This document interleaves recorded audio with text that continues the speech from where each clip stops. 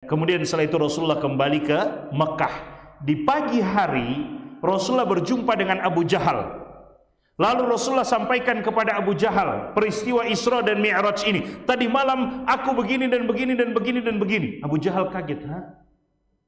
Ini adalah hal yang tidak mungkin.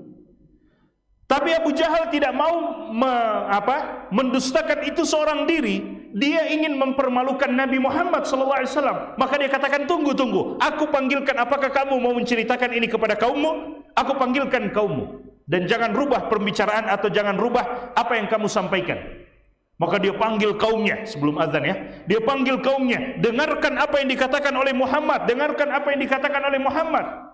Maka Rasulullah SAW sampaikan, aku diperjalankan oleh Allah SWT dari Masjidil Haram menuju ke Baitul Maqdis, kemudian Mi'raj ke langit. Dan di antara peristiwa yang terjadi di Mi'raj, bersama ketika keliling bersama dengan Jibril alaihi salam, Nabi SAW diperlihatkan tentang beberapa kenikmatan-kenikmatan di dalam surga dan beberapa azab-azab yang didapatkan oleh penghuni neraka. Itu juga disebutkan dalam beberapa riwayat hadis yang lain.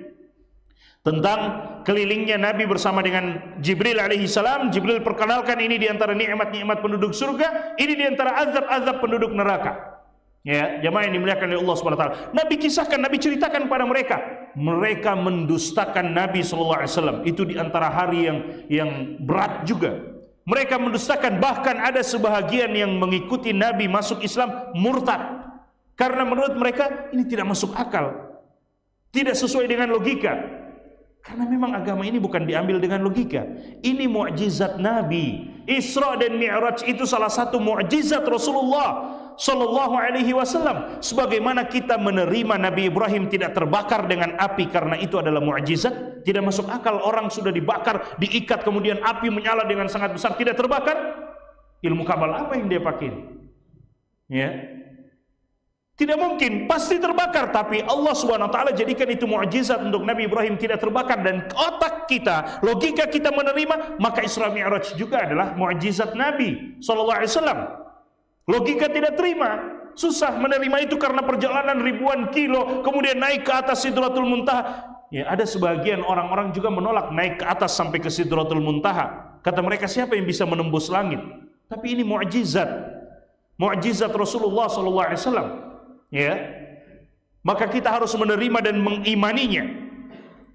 Mereka menolak, bahkan ada yang murtad, tapi tidak dengan Abu Bakar As-Siddiq radhiyallahu taala anhu. Ketika dikabarkan kepada beliau, kepada Abu Bakar, jemaah sekalian, Abu Bakar mengatakan, apakah benar sahabatku yang mengatakan ini, yaitu Rasulullah SAW? Benar dia katakan. Maka Abu Bakar As-Siddiq mengatakan, wallahi demi Allah, aku telah membenarkannya pada peristiwa yang lebih besar daripada ini, yaitu wahyu yang turun dari langit kepada beliau. Aku telah benarkan, apalagi cuma peristiwa kecil seperti ini.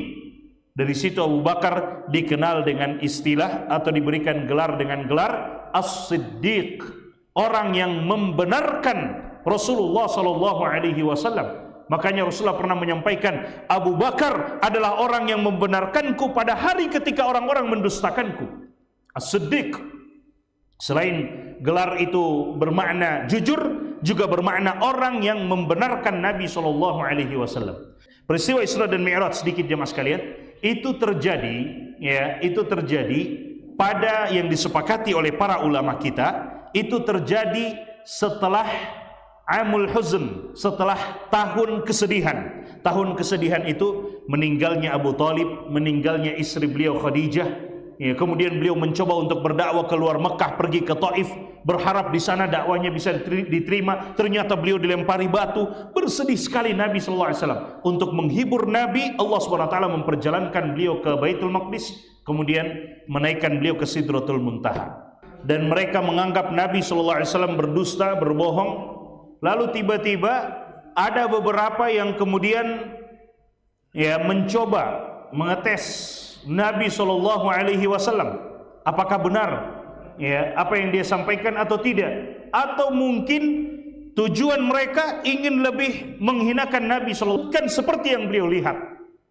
Dan orang-orang Quraisy pun mengatakan, kalau yang ini dia benar, dia jujur. Karena mereka yang bertanya itu pernah ke sana dalam perdagangan mereka, dalam perjalanan perdagangan mereka ke sana dan mereka melihat Baitul Maqdis. Makanya mereka bertanya kepada Nabi. Ketika Nabi jawab sesuai dengan faktanya, maka mereka katakan kalau yang ini dia benar, tapi yang tadi dia katakan dia berjalan malam hari dan itu tidak benar. Subhanallah. Ya, begini orang kalau tidak beriman kepada Allah Subhanahu wa taala, dan kalau Allah tidak berikan hidayah, biar sudah dia tahu itu benar, dia tidak akan mengimaninya.